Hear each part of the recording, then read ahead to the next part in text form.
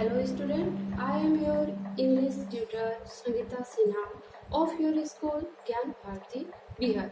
Today we are going to start your second chapter of your English book Horse Trading.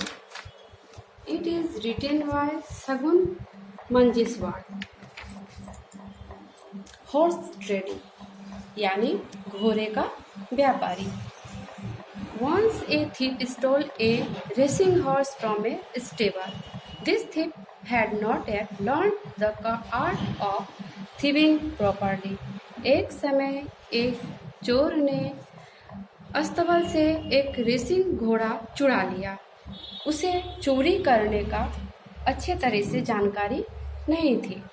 Indeed, this was the first time he had stolen such a large object. For safety, he chose the smallest animal in the stable, which happened to be a foal. इस कारण वो पहली बार ही वो सबसे चुरा रहा था, तो सबसे छोटा चीज को वो उसने पसंद किया, जो कि घोड़े का बच्चा था. Without being noticed, the thief led the foal away and took it to his village a few miles outside the city. बिना किसी जानकारी के उस चोर ने उस घोड़े के बच्चे को लेकर शहर से दूर अपने गांव गया. On reaching home, घर पहुंचने पर he found that hiding the animal would be difficult. उस घोड़े को छुपाना उसके लिए बहुत ही मुश्किल हो गया था. So he decided to sell it as soon as possible. The next day happened to be the weekly market day in a nearby town.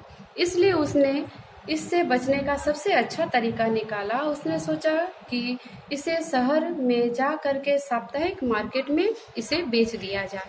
The thief thought it best to sell the horse at this weekly market before the theft could be discovered.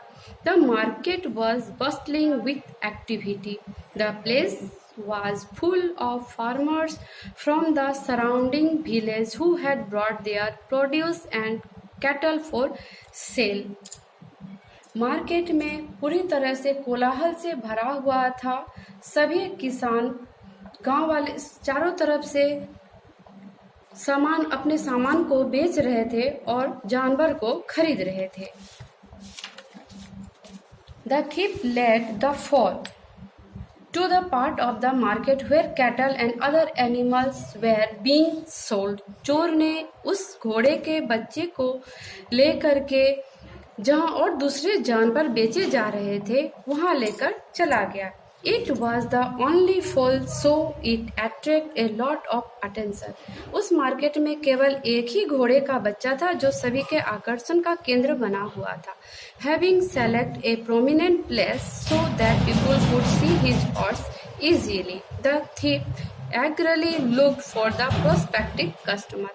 इसलिए उस चोर ने उस घोड़े के बच्चे को लेकर ऐसे स्थान में चला गया जहां से सभी लोगों की नजर उस घोड़े के बच्चे पर पड़े और उसके बाद वो कस्टमर को देखने लगा, आने की प्रतीक्षा करने लगा. Soon a man who was a good judge of horse saw the foal and was surprised it was being sold in a cattle market. शीघ्र ही एक आदमी आया जो घोड़े की अच्छी जानकारी रखता था. उसने घोड़े के बच्चे को देखा तो उसे आश्चर्य हो गया कि इस मार्केट में घोड़े का बच्चा बेचा जा रहा है. He approached the foal and inspected it. वह घोड़े के समीप गया और उसकी जानकारी लेने लगा. How old is this foal? He asked the thief. उस ग्राहक ने चोर से पूछा कि इसकी उम्र कितनी है.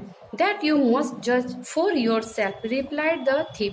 चोर ने उससे कहा कि तुम अपने आप इसका अनुमान लगा लो. Who had no idea of the foal's age. The customer was surprised at the horse dealer's ignorance.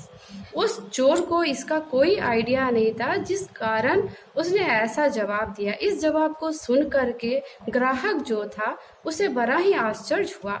How many teeth has he cut? Asked the customer so that he could just the edge of the fall.